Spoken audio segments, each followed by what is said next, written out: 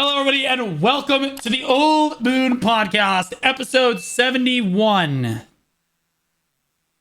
I nailed that and was not waiting for confirmation from Blonde or Jay. One sec, I have a phone call. I'm sorry. Can't even play BDO for the 1 hour a week he's required to play it for the podcast. That's insane. But I am Blue Squadron, your host, as usual, joined by Blonde Bear, who will lead with first for no particular reason. Hello, I'm Blonde Bear. Yeah. And I like to party. Blonde, the one time I need you to give a better intro than your standard garbanzo Sorry. water I like intro. to party boss blitz. Yeah. Oh my There was god. I actually no- do really like to party boss blitz. I can tell by the tone of your voice. It's dead. Oh, come on, get excited. Jay, we're joined with Jay too. Jay. Hi, my name is JQNVT. I do a lot of endgame PvP content such as Olins, Dungeons, the Party Bomb Splits, and you can find me over at twitch.tv/JQNVT V before the T. And on. So, best part of the new expansion. Questline, right? Yeah. Questline not good? I'm just kidding. Fuck it. It's the boss blitz, right? It's not even a question. The boss blitz is actually everything we wanted. We've wanted in BDO for a really long time, at least in my opinion. That boss blitz is a baby step into the potential that I think that Black Desert actually has for endgame PvE content. I'm curious what your guys' thoughts on it were. We actually got server first. It may have been world first on the Crown Prince boss. Not hard difficulty, but like the standard difficulty for Crown Prince boss. And like we had such a blast with it. We took us 6 hours. We beat like 3 bosses. There was some stopping in between for like the world bosses, some questing and stuff. But like, yeah, it was kind of a hardcore run through the guild bosses, and it was a tremendous amount of fun. I'm curious what your guys' thoughts were on opening day and stuff. We'll start with Jay here. Jay, what were your thoughts? And then we'll end with Blonde, mainly because he's gonna doom about it. Yeah. I was actually a little bit worried when they mentioned that the difficulty would be similar to Ataraxian, because Ataraxian mechanics are super easy nowadays. Yep. But I was like too. really pleasantly surprised to see that it took much more effort to get those bosses down. Like I would say, like my least favorite boss, I'll start off with that, which was like Bulgosala, mostly because his mechanics were on like the more simpler side. I do prefer more mechanically difficult bosses in general. I like things to challenge me, and so it's how I know I'm like getting better at this or that thing, which is why like Blue Clad Youth is my favorite boss. I know it's like the opposite opinion for many people that I've talked to, but I liked it so much because it was like super different. It wasn't like the other girls, you know. It was really challenging because there required a lot of personal responsibility to get the mechanics down.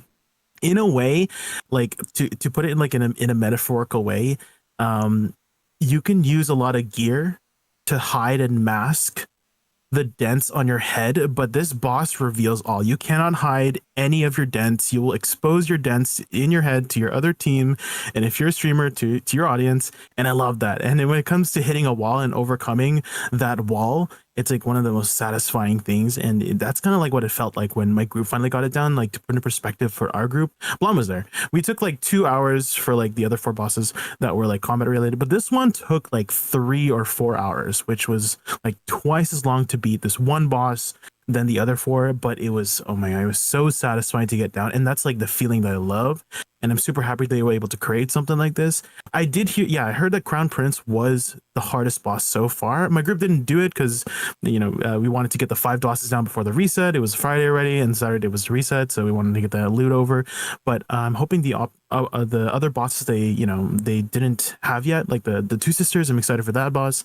They don't disappoint. And I think also seeing PA able to create something like this, it kind of gives me hope that they might actually explore like 10-man or 20-man or possibly even guild-wide like raid bosses one day. So yeah, we'll see. Yeah, I'm super excited about it. Blonde, you had to log into Black Desert for the first time in like 2 months. So what did you think about that? I mean, it's what I wanted. Group content that's challenging, fun, rewarding. Yeah, I thought it was fantastic. I really liked it. I had a lot of fun. I was in Jay's group, obviously, if that wasn't obvious. And it was a lot of fun. We had a lot of fun. Yeah, the other bosses were like kind of a piece of cake because if you have some sense of PvE mechanics, once you kind of get the gist of it, you kind of run through it. But the Blue Clad Youth was kind of challenging because there's a lot of coordination. You have to have like a designated leader for some of the puzzles, and once you kind of get into it, it was nice. And I completely agree with Jay. I think it does give kind of hope to like actually have some challenging mechanics. I think they figured out because like when you look at like the game as a whole, when you look at like stuff like Zarka and Karan, it's like, okay, I'm going there just to int and die. That's why I'm going to take an alt there, because I'm not learning a mechanic, I'm not dodging a thing, I'm just going to get unfairly punished by some mechanic that I can't see, or that she just one shots me even in full gear. But when you go and do like these bosses, it doesn't feel like that. It feels like the mistakes you make are the mistakes that you make. You're not getting punished for something you can't counter or counterplay around. Like each of the different fights have like stuff you can avoid, stuff you can focus on, and then with the different buffs, you also have like alternating mechanics and stuff. And I think that they've kind of hit their stride, and I hope that they continue going with it. I think that they need to do a lot more of this kind of content, personally. Yeah, no, I completely agree. I think they absolutely need to do more content like this. But like, sadly, so we've talked about a lot of okay, I'll give my pros and cons for it as well. I like that pros, like Jay said, I was concerned that they said it was going to be just as hard as Ataraxian, and I was like, but that's not hard. And then they came out with it, and it's actually really, really good. And it's like actually challenging to do, and you have to work together as a team. Which I think is really, really cool. And I love that about it. And so like it gave me close to Destiny raid vibes where we're all trying to solve it together. Like we're all trying to solve everything together, and everyone has to have a brain. And like Jay said, if one guy has a dent, it's over. And like you wipe, and like that's it, man. Like, and now I understand why you guys didn't invite me to your party group, because you're assholes.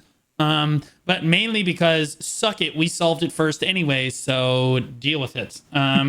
Joke's on you, I do carry you through the dungeon every week. I just don't care enough. That's the problem that's the problem with Ataraxian, is that all the mechanics are solved and everything. I think the cool part of the new bosses was like figuring out the mechanics and then like actually having them be challenging.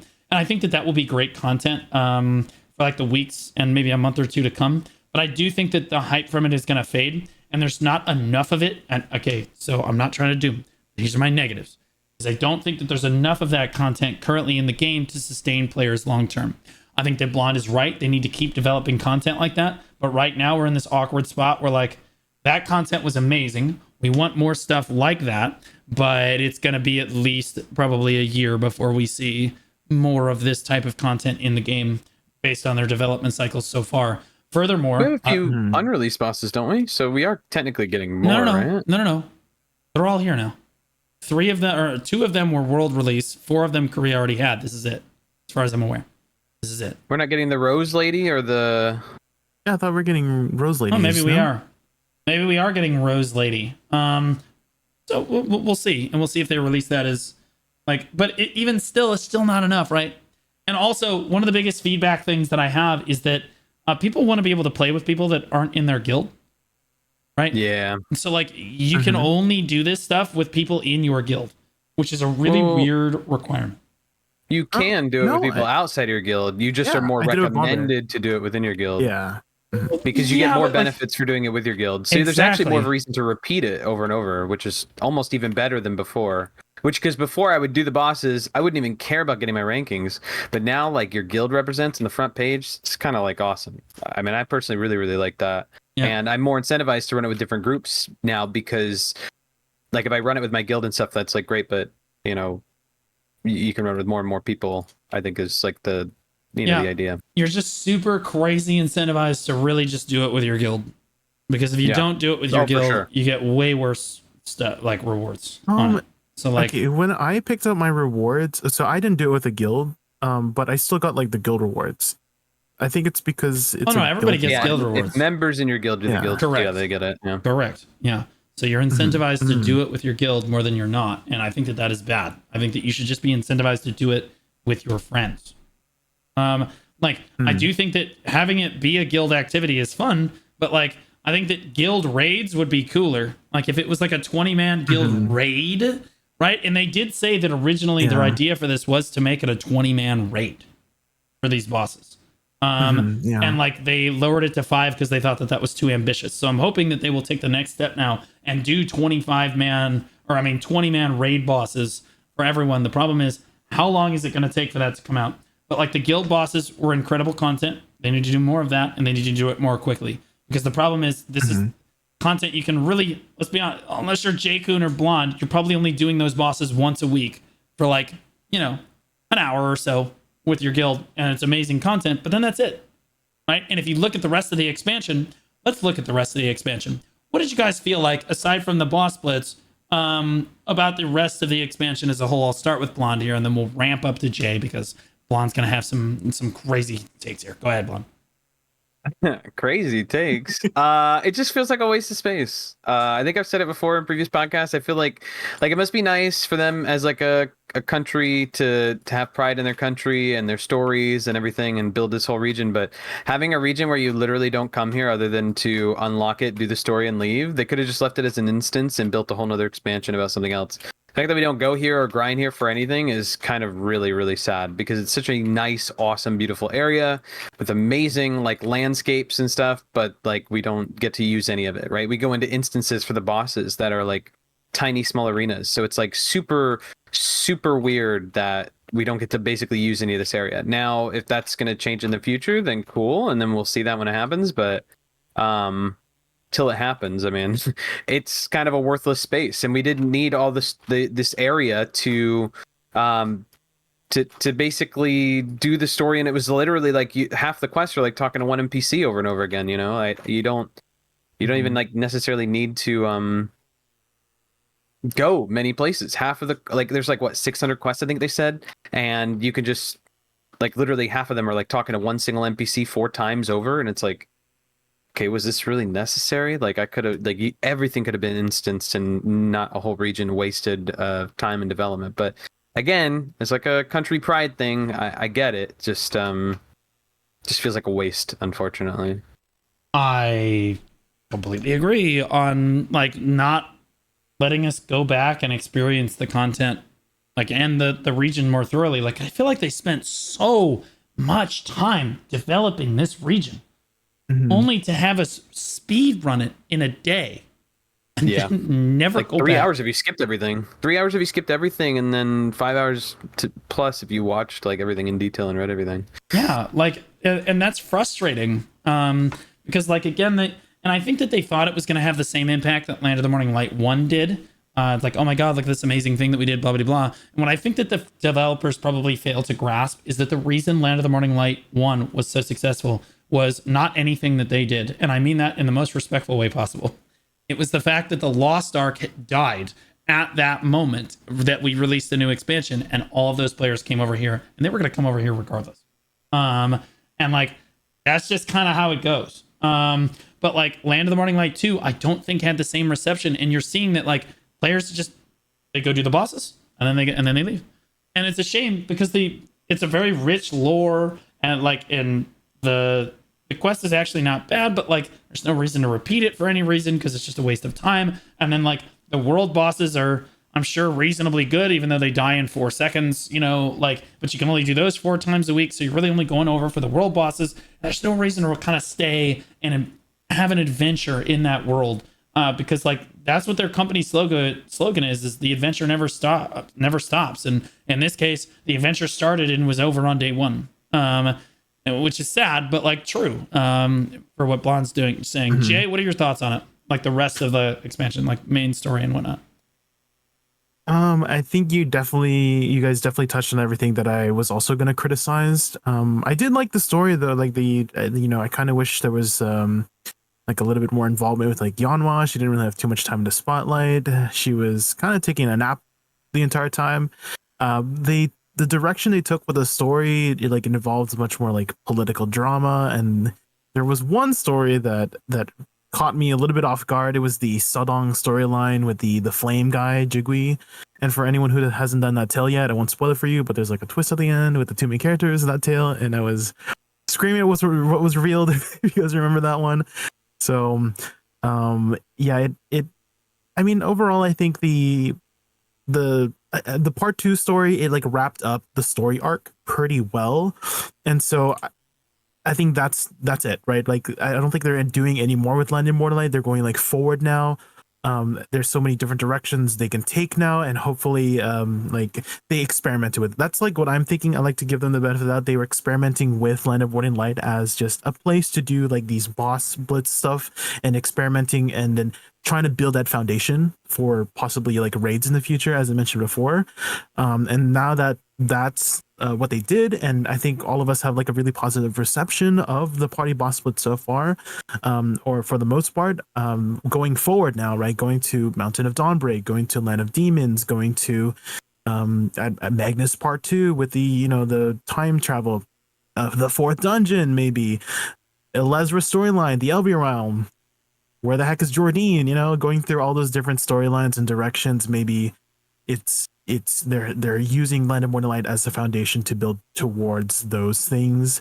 But yeah, that's again definitely, it's as Blonde said before, going to Land of Morning Light Part 2. It is a shame that we don't get to see it beyond the storyline, beyond the party boss splits, and that's it there. But hopefully that beyond that we can see more, and yeah. I don't know what else to say. Yeah. No. Yeah, no, I would generally agree.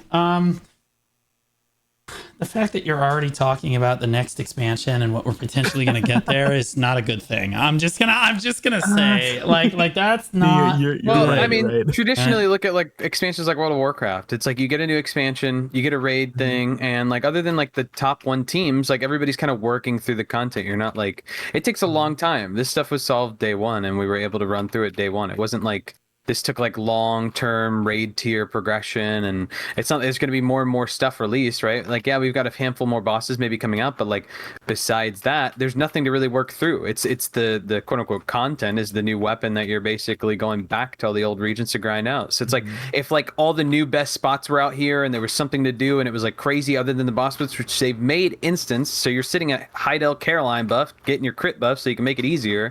Like you're not going to these areas and doing the thing. So it's not, unfortunately, it's not like a traditional MMO expansion. This is just a story expansion if you are interested in that culture space. Like if you're not, I mean, even the story wasn't even good for rewards. Normally they put like something on it, like they give you like buffs and different things, and they didn't even, like, you get 20 of the stones, which are kind of pointless anyways, because like you can get them from the bosses. Like right now they're worth a lot, but what people get gated on is the constants. They're not even gated on the Do you want me to speak my truth? It's silly. I'm going to speak my truth on this. I still haven't done the main story. You don't have to. That's but people also asked for that. People did not want to have to do the story. No, right? and I was just about to say, I think it's a W that they didn't require it for sovereign weapons. I thought it was way cooler that I could just walk to the altar and make my sovereign weapon and just immediately have it, instead of having to do some useless quest line or to have to do the main story and speed run it, because that's what people are. They're forcing people. When you force people to do the main story to get to the new content, they're going to speed run the story that you love so much. People will cherish the story more, believe it or not, if you don't require them to do it to get to the new content. And to be clear, I only speed ran the first book of the story, and then I gave up because I realized I was speed running the story, and I kind of wanted to chill out a little bit on it because, like, let's be honest, we're not getting new content for another 4 months. So, like, I would like to just take my time with it. So I still haven't done it yet. Done it yet.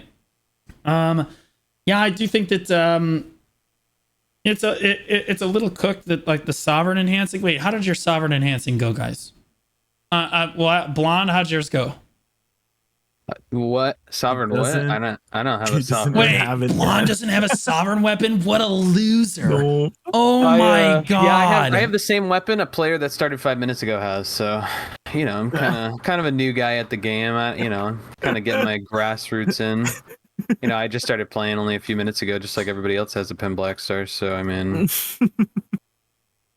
No, I'm still working on my Debo rings, and there's no real rush because you're just going to be spending crons on everything. So I'm just working one thing at a time. Once I get the Debo done, then I'll get to it. I'm 18 out of 20 on pity, so once I just get the 20 out of 20, I'll move on. So Oh my god.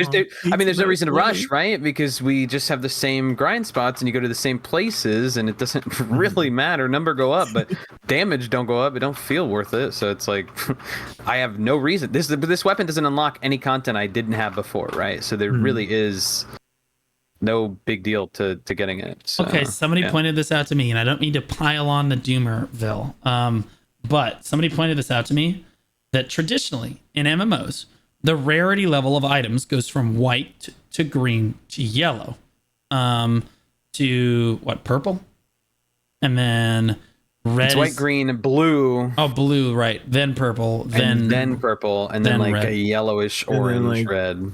Yeah, red. And I will point out that the sovereign weapon has a purple border, which makes it less rare than my Kudum that I got in 2017. Well, I don't think they're going with the traditional like World of Warcraft. No. Oh, they are. They. I mean, like, look at your worker system. Look at everything else in the game, right? Your progression system for your life skills. Everything progresses this way. And then, why does the icon for the sovereign weapon look so garbage? It looks so bad. Compared, look at the Black Star. It's all like flashy and cool. You know what I mean? And then we get this new sovereign weapon. It's like, yeah, whatever. Don't even light it up. It'll be fine. It's insane. But like the fact that it has a purple border tells you how unimportant the weapon actually is. Because in the developer's minds, like, you know, it's just not as valuable. Like that's the truth. It's the truth. And Blonde knows it. Blonde's weapon's more rare than ours is. He got his at the 5-minute mark. Conspiracy brained Pepe Sylvia kind of stuff. No, I'm not lying though, right? Traditionally in some games I get what you're saying. All games. But we've never had a purple border in this game. This is technically a new thing, right? They had to choose another color and it just happened to be purple. Right, it just happened to be purple. Could you imagine if it just ended up being more red? Crazy. Oh, cool, more red. More red would have been fine. I do think it's weird More that they red. didn't make it a more golden color. Like if the weapon's gonna be purple, make it all purple. But I think because they messed up with Goddard and made Goddard that, I think they couldn't make the border and the weapon itself purple, so they ended up making it. Guru's like what, orange or too. dark red orange, yeah. Yeah, they could have made it a more Manos Guru red orange. Orange? Yeah. I don't think you have an orange one, right? Hold on. Chat literally just said Kudum has an orange border. Blue is just straight up wrong. Okay, so orange is still rarer than purple in all MMOs, but that's fine. I'm still right.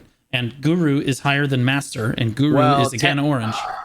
Well, technically, 100%. in World of Warcraft, orange is the legendary equivalent, so it's the highest grade. Yes, it's supposed to be the highest grade, right? Like that's in World of Warcraft at least. Other stuff is like in basically every game that you play, this is how the rarity system works. I mean, in Destiny, it was the same way too.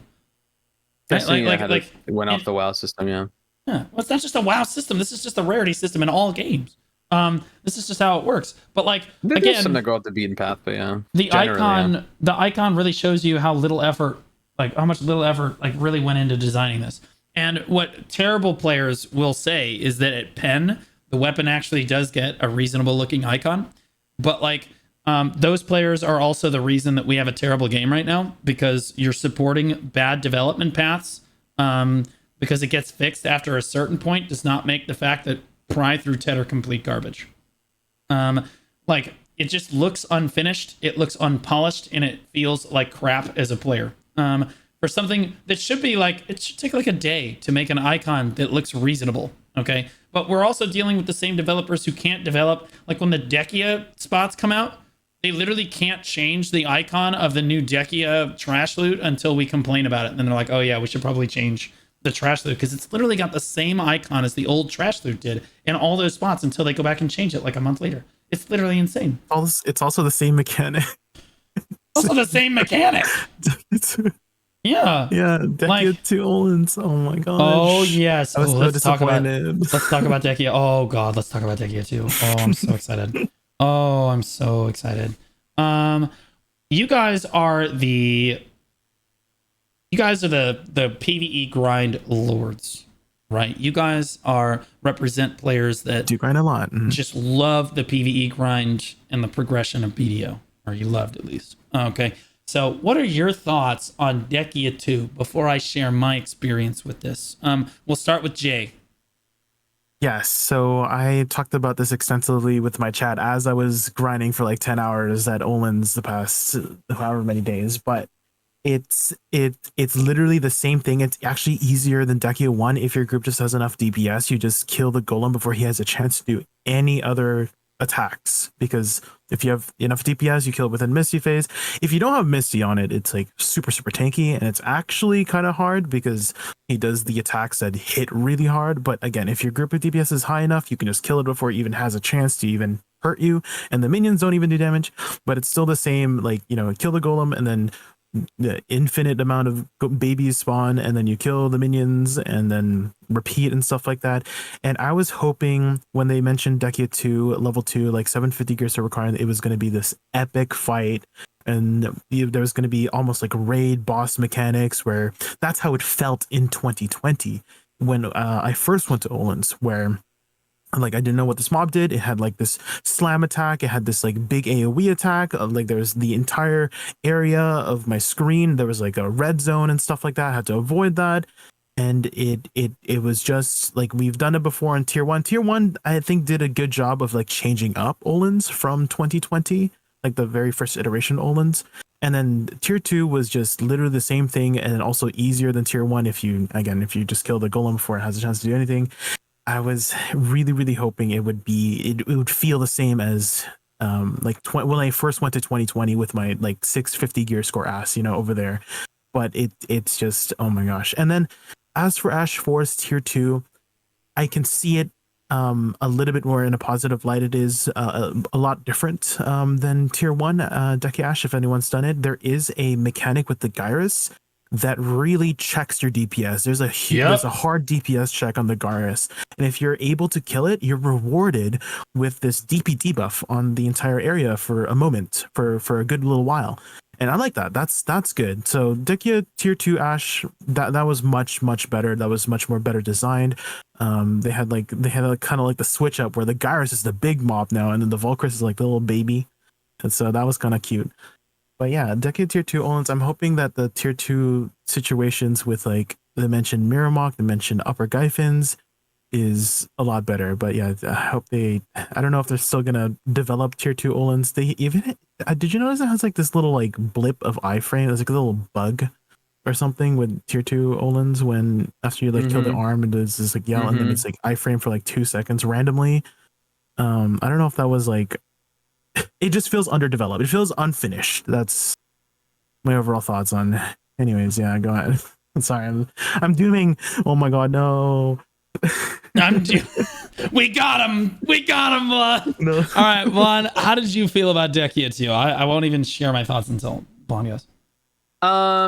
Okay, so like Olin's as a baseline is really cool. It was really innovative. You had to innovate the grind spot like 8 times over. It's received many buffs over the years. It's like a classic grind spot. It's great overall in like many ways, whether you're looking for a challenge or were looking for a challenge. Now it's kind of easy with the gear change and class changes that make things easy, but fantastic spot. Dehkia Olin's was like an upgrade. It was kind of a massive upgrade because there were a lot more one-shotty mechanics. Even at max endgame gear, you're having some mechanics that, like, yeah, the fist, if you're, not a healthy class, you're gonna get hit really hard. If you accidentally position yourself and you get back attacked, you're gonna get absolutely screwed. Like you're done for. And some people like that kind of challenge in a grind spot. Some people want that. I personally, I'm not the biggest fan of getting one shot in spots at max endgame gear. I feel like I've grinded for all this gear. I kind of want to be invincible no matter what.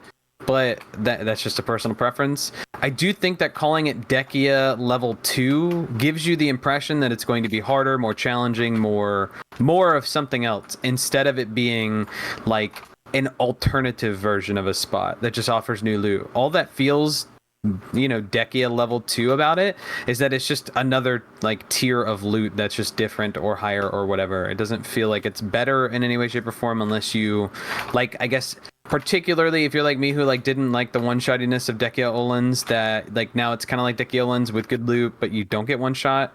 But it ends up feeling easier, which is not as satisfying to players to overcome as a mechanic. So personally for me, I like chill grinding. So being able to chill grind with friends while making good money is like nice, but it also, I don't know, it kind of is weird because like you get the impression that it's supposed to be better, stronger, faster, whatever.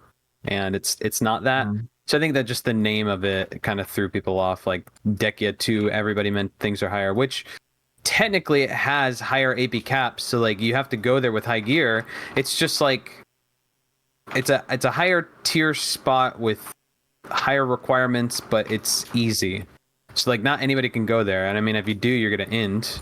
So you wouldn't be incentivized to go there, but you don't have to. So it's kind of complex. I think that it's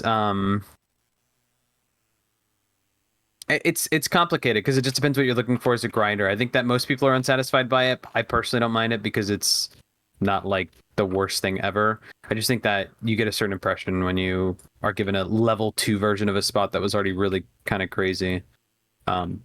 Yeah. So my take on it is I'm just gonna take a step back. Only thing I've done so far is Dehkia Ash, and like it felt like basically the same thing except harder. And then the Gyrus mechanic. That's it. The Gyrus mechanic gives them all a debuff. I only successfully killed the Gyrus like twice. But like it really didn't feel a crazy amount different, and I got literally nothing for doing it. The trash loot is exactly the same. The trash loot icon is exactly the same. The amount of trash, and then the trash loot value is the same. And since I didn't get any drops from the zone, I guess because I got unlucky, I literally made less money than I would have at just Dehkia Ash. So it didn't make me feel like I was being rewarded for my trouble. Now, that's a really small sample size of like 2 or 3 hours. Because I did a couple hours off stream too, but like I just can't make it work. Overall, I think the lantern, the biggest L of Dehkia 2 is not even that it's recycled content. It's not that it's complete garbage PvE content. It's that they literally made you craft a new lantern to do Dehkia 1 again. Oh my god, yeah. This is mental illness from the development team. This just shows they couldn't just me, like let you click a button on it. Like, are you kidding me? It shows it shows me that they're not actually playing the game, because anyone that was playing the game would have known, right? That like, okay, yeah, we should give them the option to pop the Dehkia 1 or the Dehkia 2, right? And they should still be able to use the lantern at Dehkia 1 spots. But you can't. Just like a loot scroll, how it has the tier 1, tier 2 tab. It should have just been a button exactly like that. That's literally what I thought it was going to be. Yeah, you can't. It's kind of weird that it wasn't. Exactly, but you can't. So like, you have to literally completely craft a new lantern, which is a huge oversight on content that many people, myself included, perceive as low effort, terrible direction content for the game.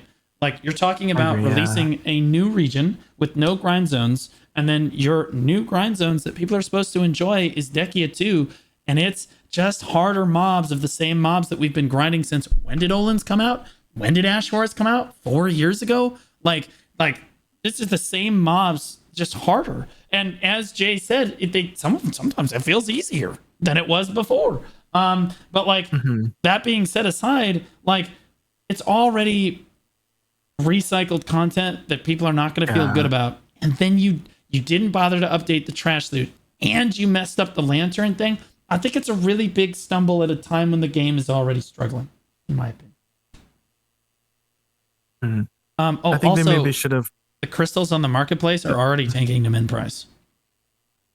Yes, that's also one thing I wanted to also touch on. Was I've seen a lot of comments, and I've heard a lot of like statements about how like the current state of item availability for these higher tier items and crystals have caused a lot of those items and crystals to just like devalue significantly. There's one person I want to shout out on YouTube. Pansy is someone on YouTube that I'd like to shout out. He was a fellow guildie from a while back. We've done challenges for like 4 years, and he put out this like really nice perspective video on the situation. He mentions like, as the game progresses, average gear score gets higher, new content releases, eventually everything devalues. Pen Blackstars and Debarukas used to be like the end game pinnacle gear, and now there's just so much available than before.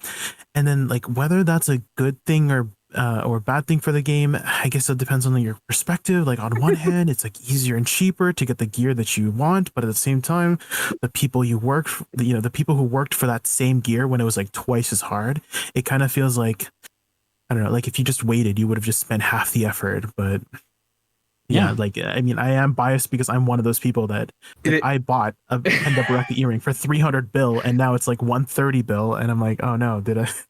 it just feels like I wasted The my problem is you're always effort going to have two something. sides. You're going to have the people that are like, man, this kind of sucks that everything's devalued. You're going to have another person that says, well, actually, in all MMOs, gear eventually devalues. This is just the period where it does that. And although I do agree with that, when the entire market's crashing down, I don't think really anybody benefits, because nothing feels worth or rare or valuable anymore. Because even now you're going to have people that are like, man, I'm so glad the market's so accessible. It's like, yeah, accessible to just go straight to crons. Like before, I felt like you were like, when you were grinding for something, you were like searching for that rare drop, but they buffed the rates, they buffed everything, then they gave pity, and then like only made one set of stuff valuable. I feel like it's really warping the mindset where nothing feels like worth going for. Like if money's not worth anything because the market's going to crash in every way, shape, and form, even on the new stuff, even on the new the new enhancing things, right? Like you've got these new stones, and people are already saying that like, yeah, they're just going to get listed in mass, so you should just like list them and sell them while they're high.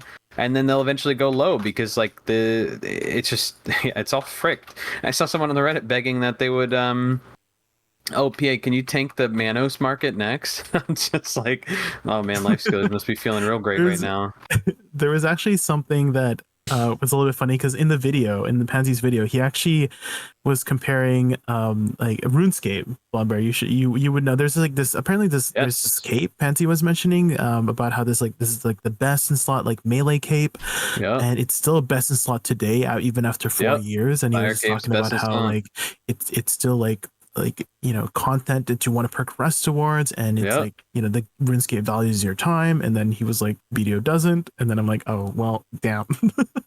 Yeah, there's a lot of things that they do in RuneScape where they have gear doesn't like trump each other. I feel like in this game, the way that they kind of do this is similar to RuneScape in a way where they use old gear to progress new gear. Like you have systems that like benefit off of like building an item into another one. So like old boss gear and old boss weapons benefit off of like you turn those into Black Star, you turn it into the new thing. Like that is a system that like they do that works.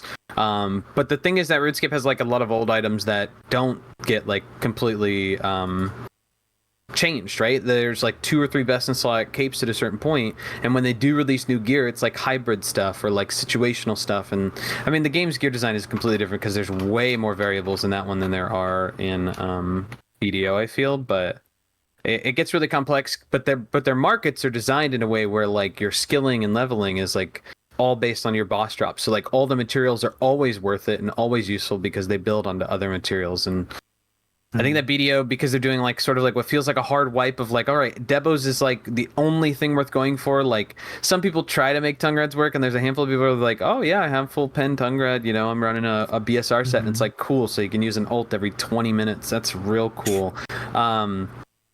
Like they're just not like sort of what feels like utilizing the systems that they've like sort of designed. They're just wiping the slate clean, which again, if this is a transitionary period, fine. But when you hear that the next expansion is coming in a year plus, and we're not going to see any new content for a year plus, people don't want to sit there and see the market crash in 3 months of the game time, and then sit here for another year and a half with like virtually it feels like nothing to do, right? Grind crons for your weapon, which, you know, is the same thing you've been doing. Grind cron, click gear.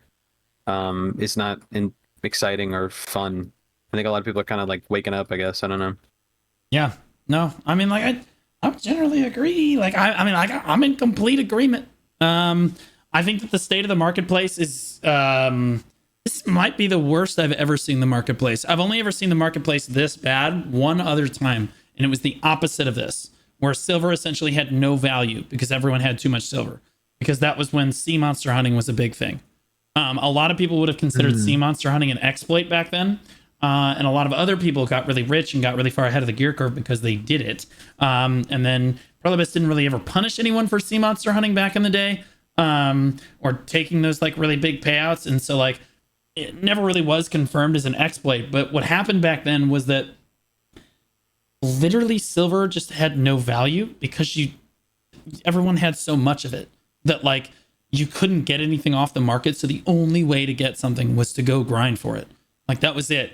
Like base ogre rings were selling for 350 million at base. Okay. And that doesn't sound like crazy. But understand that this is a time when you were making 6 to 10 million silver an hour grinding. Okay. Maybe you could make 20 million at Gaha's. Like, oh my God, we're getting all the elites, whatever. but like you're making like 20 million an hour at Gaha's and a base ogring selling for 350 million on a pre-order. It was insane. Like, and everything was sold out on the marketplace at max price. No one really cared. And if you weren't sea monster hunting, the game was almost unplayable unless you went and got the items yourself. Now we're in the opposite, complete opposite, where the market is completely flooded with everything because nothing has value again. It's just the other way. Unless it's a Deboreka, nothing has any value in the game.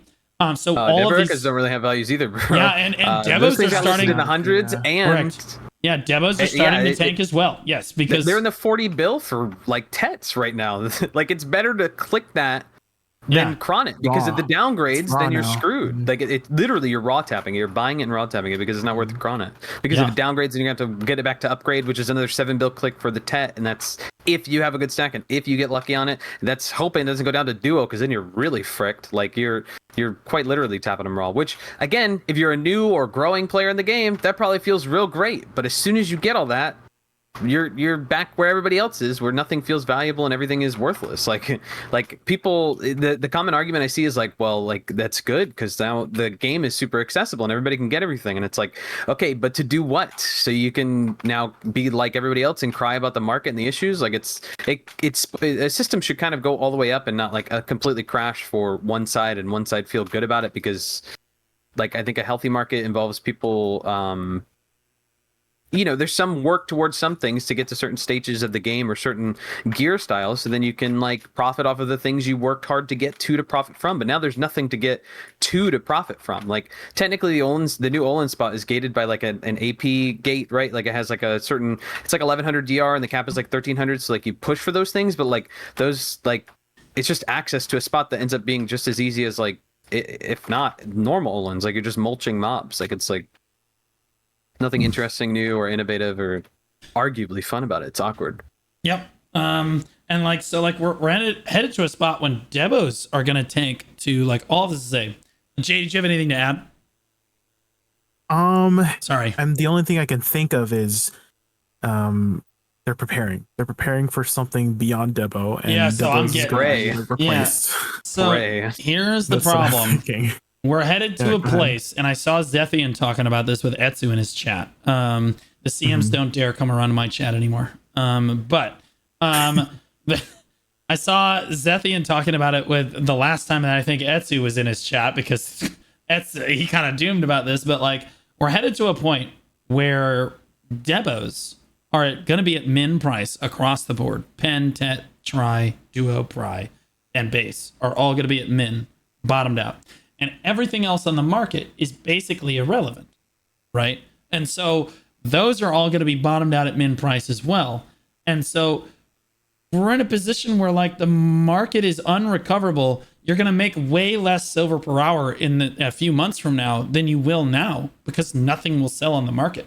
It will literally be entirely based on trash loot. And like, everything will just be completely available on the market. And Zethian said it best, like he's hoping against hope that they're doing some 5-head play. Like they have some grand master plan to completely shift the marketplace, and like the development team is going to go away from Devos, and like everything will be valuable in the end game. Because right now it just looks like a bunch of clowns are directing our marketplace, because like even new players are making way less silver per hour, because like, how are you supposed to sell a Narc earring nowadays, right? How are you supposed to sell a Bassi belt? How are you supposed to sell a Voltara belt? Like, it is what it is. Like, do you know what made like those things rare though back in the day? Like what made Devos rare? What made things like that? Like, do you know? I mean, like there were a number of factors, but go ahead. Right. We had low drop rates. We had the inaccessibility to get those materials. They were quite literally one of the most scarcest materials in the game. They weren't easily obtained.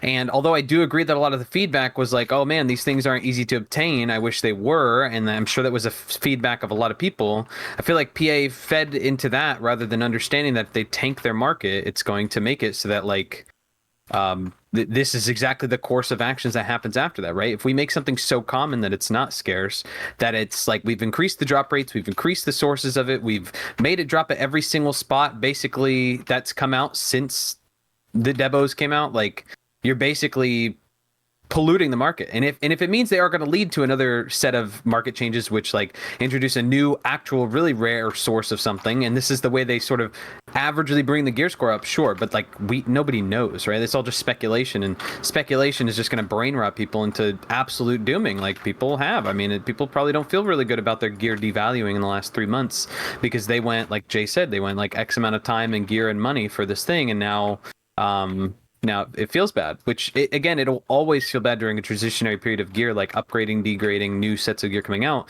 But we don't even know if that's a thing. That's what we're praying and hoping, because it doesn't make sense otherwise. You have no idea if we're going to be sitting on these Devo accessories for the next year, 2 years, 3 years, because the earring came out, and in less than a year they introduced the hammer, which made it so that you could pity it. Right? Like in less than a year, that accessory went from something brand new to every single person's got it in their 5 set, right? And the craziest thing is those hammers are useless now. Ultra common.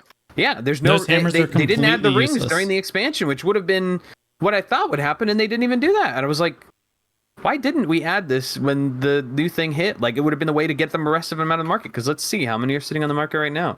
We've got the Well, nobody's going to buy it anymore. There's no reason to buy the We have Jay's hammer. 3,000 still sitting on the market, and Oh, there's no, there no were reason to buy it. 1,200, I think. And especially, yeah, you're right. You wouldn't even want to buy it because they've made so many demos that every person that didn't sell their hammer immediately is now just out 30 billion They're silver, cooked. especially Yes. when they expire. Correct. And there's no cooked. reason to even click it, like unless you got one on accident or something, or you just buy one and you want to YOLO it. Like, it's 30 bill just gone in the drain. Yeah. If you didn't already sell your hammer, crazy. you're in a really bad spot. You're done for. Because new players, the only reason people are buying a hammer right now is out of habit, because they're too stupid to realize where the market is currently, right? Because like Devos are not valuable anymore or they're not at the value where you want to use a hammer. You at best want to use cron stones on them, and we're headed to a point when we're not even going to cron these things.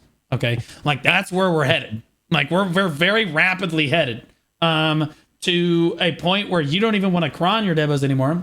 And since Devos are the only end game progression path right now, if Devos are tanked, everything else is tanked, and there's no ability to sell anything on the market. Everyone's overall silver power tanks to nothing. But like, what is their plan here? What's the plan to fix this market? They're going to introduce something that's ultra rare, and it's like the Ogre Ring back in the day, where it's like 350 mil because you get one every 20 hours of grinding, and that's the only way to get it. So that's the only thing they can do, right? Right now, if you're getting anything, even at the new spots, you should be selling right now while you can, because the stones to the weapon, everything needs to be sold right now, because everybody is going to be competing. I mean, that's exactly what happened with Devos. People literally grinded them into ad nauseum to enhance them to get them to sell at the best price they could, which is one of the most toxic things, unfortunately, that was done to the market. I think that although it looks good on paper to be like, oh, hey, our things are accessible, people were racing to make these things. Day one, people were already listing TETs as soon as it was released. It was like, bro, what happened to like working on your own gear and getting it for yourself and then like profiting from it? It's crazy. I don't know. Yeah, but they're going to have to introduce a whole new set that's like a brand new thing. Not just that's one the only set. thing I can do. Yeah, sure. Like, I mean, the only thing I can look at is we're going for a reset on the Devos, because they're going to concede and say that this was a bad idea. And so everyone's going to get their Devos for almost as free as they can give them to you. Right. Yeah. And then they're going to allow us to diversify our gear beyond that point. Like Devos will be the branching point for what you want to do in the rest of the game, essentially. And that's the only thing I can think of, because this is the only thing that makes logical sense. What do you mean a branching point? So like they're gonna, instead of everybody having to build Devos, there will be like 9 or 10 different gear paths that you can go choose from after Devos are finished and you've got your PvE set. Now it's time to optimize for very specific types of PvE or PvP in the game, and you kind of like diverge off onto your build path, right? Because there's like 9 different accessory sets that you can look at and be like, all right, well, I want kind of a hybrid build, or I want to do this, or I want to do that, right? Like, that's the only thing I can think of. And all this new stuff will somehow require the old stuff, because like you still don't fix the problem of everything being useless right now. Like, there's no way for people to make silver except for the raw trash loot that they're making at grind zones and then selling Devos. And soon it will be at min. Like, those will be at min too, and almost, I don't know if unsellable is the word. I think that those will almost always be sellable because of the demand. But like, they'll be really reduced in terms of how much you need them. So like really concerned about that. And to make matters worse, normally I would cover patch notes after the patch note rundown. But did you guys see the announcement?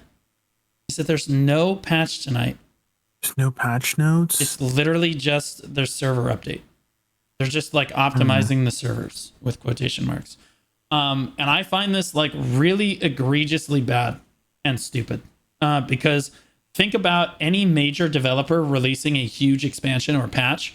The patch after that immediately is supposed to be addressing bugs and things like this, right? Like we got new global content with that patch, which was like the 2 new bosses, like bosses. Did you notice that your horse buffs don't work when you go into the boss blitz with your guild? Like there's bugs all over the place with those. It's fun, but there's bugs in those bosses, and there's bugs with all that content, and they're not addressing any of that. And again, this kind of adds to the fire of, okay, you really don't care about the West's opinions. Like literally you don't care. Korea got the expansion and then immediately got bug fixes on the global labs and fixes for stuff basically immediately. But because you released it in Korea, now you've released it in the West and you're taking a week off. You're like, yeah, okay, we're good. The content's perfect. You're not listening to feedback. You don't want to listen to feedback. You're not here for it. And I've never seen a developer literally release something and then not fix bugs the following patch to show that, yeah, we're trying to keep up with the content. No, we're just taking a week off. Like it's actually staggering to me. Like, especially the week before your primary competitor releases their game. Like, Throne and Liberty releases in 8 days. Like, they have holiday. Then do it the day after. Don't tell me you have a holiday. Every other time that they've had a patch, they literally just do it the day after. They're like, yeah, we're going to take our holiday. We're like, okay, yeah, that's cool. And then we wait 1 or 2 days, and then we get a patch. This is not them saying, oh, we have a holiday. This is them saying, yeah, we're taking a week off. That's it. And we have 8 days for Throne and Liberty release. 8 days. Like, you're killing your game. Absolutely killing your game. I don't know. How do you guys feel about the patch? Like, it couldn't just not be that big of a deal. But, like, to me, I'm just like, bro, what are we doing right now?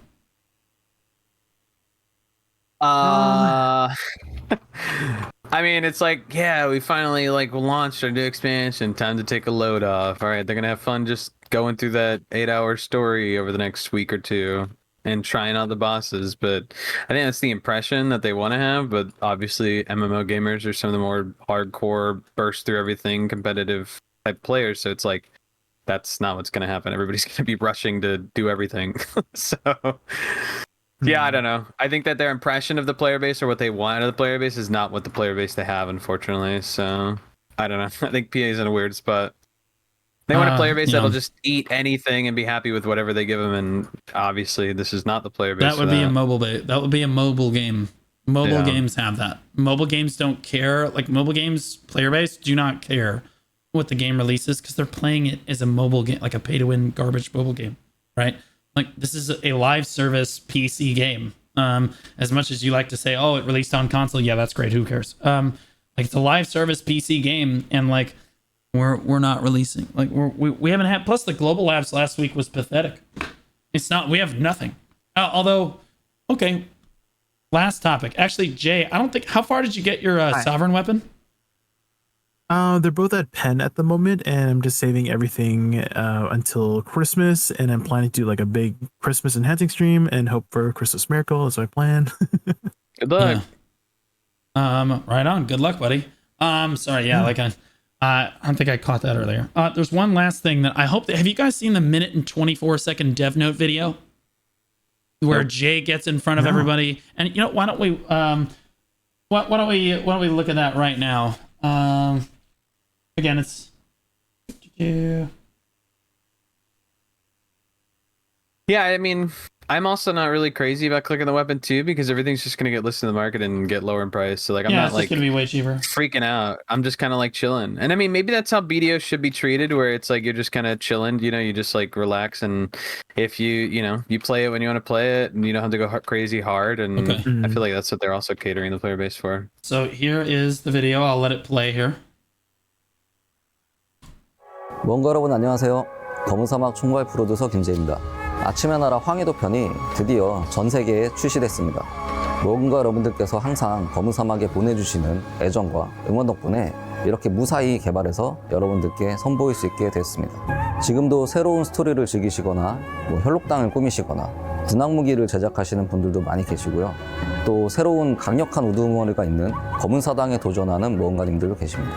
모두 각자의 방법으로 아침의 나라를 즐겨주고 계시는데요. 모든 모험가님들이 즐거운 모험 되셨으면 하는 바람입니다. 이제 저희 검은 사막 스튜디오는 모험가 여러분들과 함께 본래 대륙에서의 모험을 이어나가기 위해서 조금 더 집중해서 개발을 하고 있습니다. 더욱 새롭고 즐거운 모험을 하실 수 있도록 열심히 개발을 하고 있고요.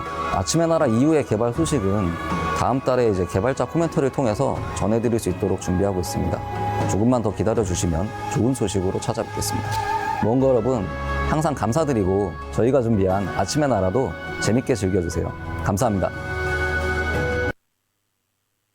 Okay. So essentially, this is Jay saying, if you just wait a little bit longer, we'll have this content for you in a month.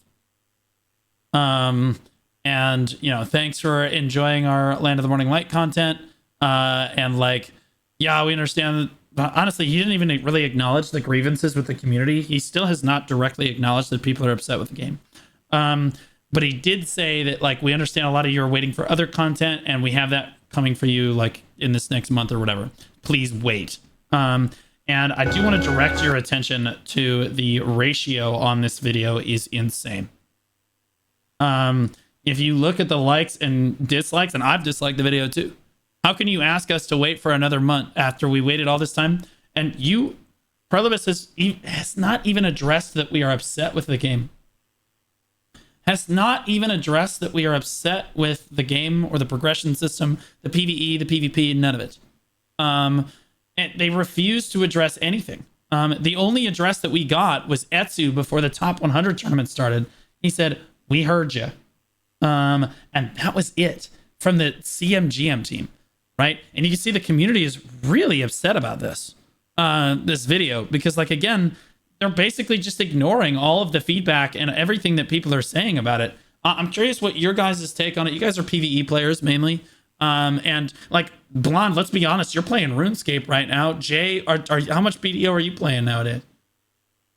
I have grinded a lot because, you know, I do want to get my weapons up, but I have been taking a break and, you know, playing other games. And as you mentioned before, if they're taking a break from the patch notes, maybe I'll also take a break from the game. Maybe I'll try out Throne Liberty. I don't know. There it is, bro. There it is. Blonde, what's your take here? Every week we'll see. Bro. The cool thing about BDO is, like, there's a lot of commentary about wanting to, I don't want to have to grind as hard. I just want to kind of take a break. I want to kind of play a little bit. And now the game's kind of in a place where if that's what you want to do, cool.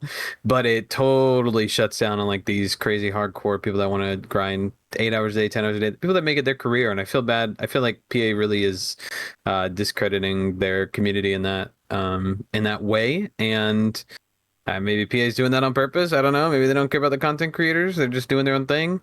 But they're done with their passion project, right? They finished their island. They told their story. They got the cool new bosses out, which is good content. And now they're going back to the main island, all right? Demon Land's coming. Mountain of Eternal Winter, the 100-floor dungeon, the demon castle you're going to have to fight your way through just to get to harder areas to fight harder monsters. So I don't know. The potential's there. It's just unfortunate. It feels like we're going through a transitionary wipe period where, like, we're resetting the ground floor and then the new content's going to come.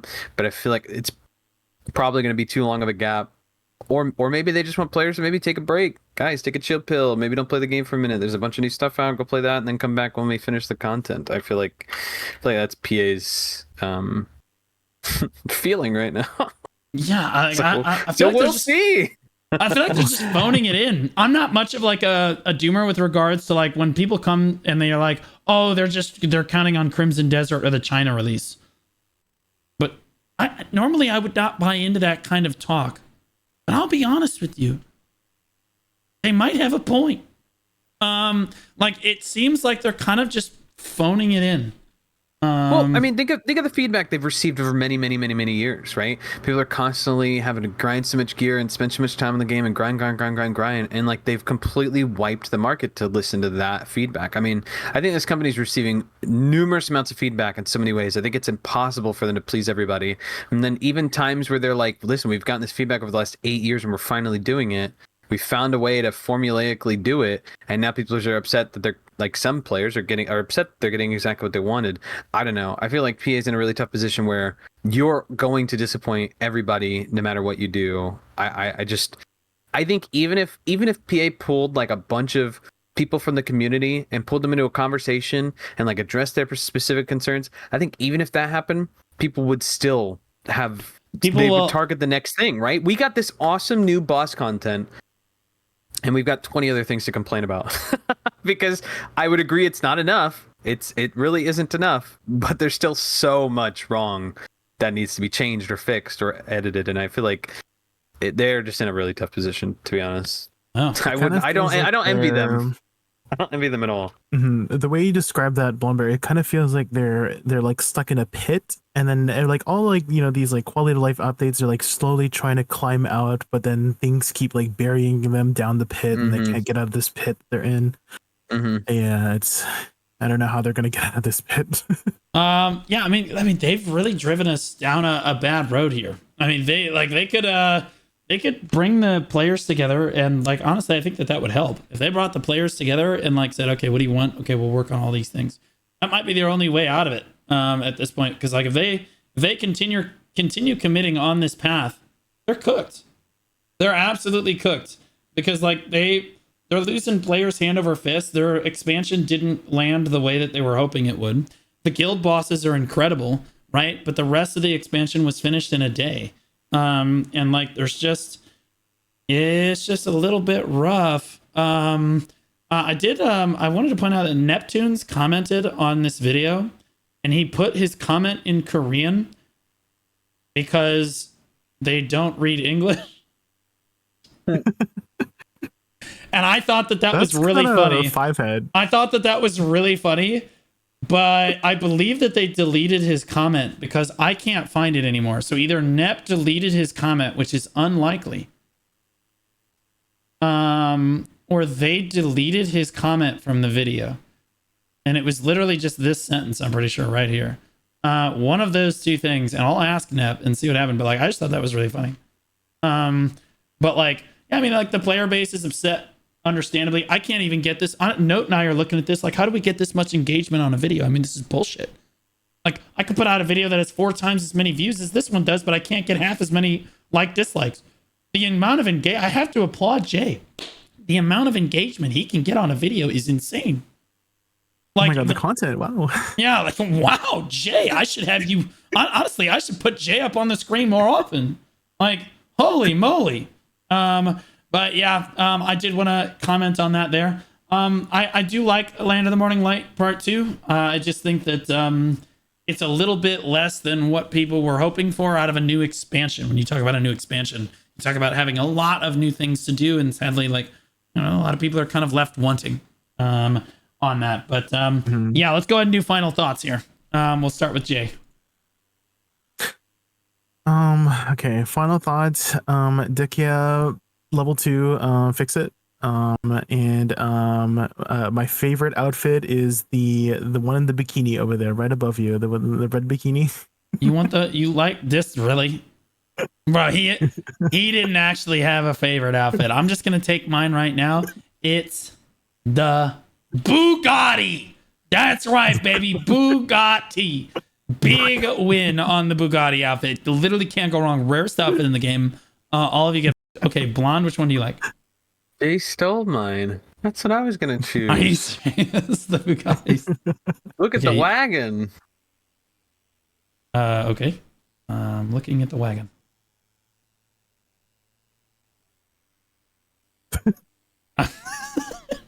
Wait, that was the bakery. That was not. That was. Blonde. My final thoughts are we'll see. We'll see. The boss content's awesome. You weren't forced to do the quest. That's awesome. There wasn't a reward that you had to get. That's exactly what players didn't want. So they didn't get forced to do that. I think that there are a lot of things that people wanted that we got out of this. It just isn't enough content, and it's gonna suck if we gotta wait a whole nother year. We do have some more bosses coming. We do have some more spots coming. So we'll see. But I hate to say it, but every week it's a we'll see. It's getting a little scary now, guys. The cool thing is, if you now more than ever, do you have an excuse to like be like, maybe I'll play like an hour of BDO and then I'll go do something else. I'll get my hour grind in and go play another game or whatever, And that's okay. That's okay. I think that people don't do that enough, and I think that's okay. Yeah, I don't mean to be a doomer or anything, but our peak for the expansion don't look at that. Oh, God. Our peak for the expansion was not even the low point. Keep in mind, Land of the Morning Light Part 2 released in like June of last year, July, somewhere around there. So it's not even on the graph here for the 1 year graph. Yeah. So this is actually after Land of the Morning Light Part 1 had settled down. Like many months after it had settled down, the Lost Ark players left, and we still had, 24,000. We didn't even come close to hitting even the low point from last year on the graph with our big expansion release for this year. So yeah, little bit insane with that. It is what it is. Guys, you can find the Old Moon podcast on my YouTube. I think Jay sometimes posts it on his YouTube. It'd be great if Blonde actually put forth some effort and actually contributed by putting it on his YouTube. He's nodding no. Okay. Like we have it on Apple Podcasts and Spotify as well, so you can follow on those platforms as well and interact with it. Just make sure that you comment, like, subscribe, interact with the video, because we do read all the comments to see what our subjects need to be for next week. So do that. And we love reading about how much we love Blonde Bear and how much a stupid and dented Blue is most weeks. True. Yes.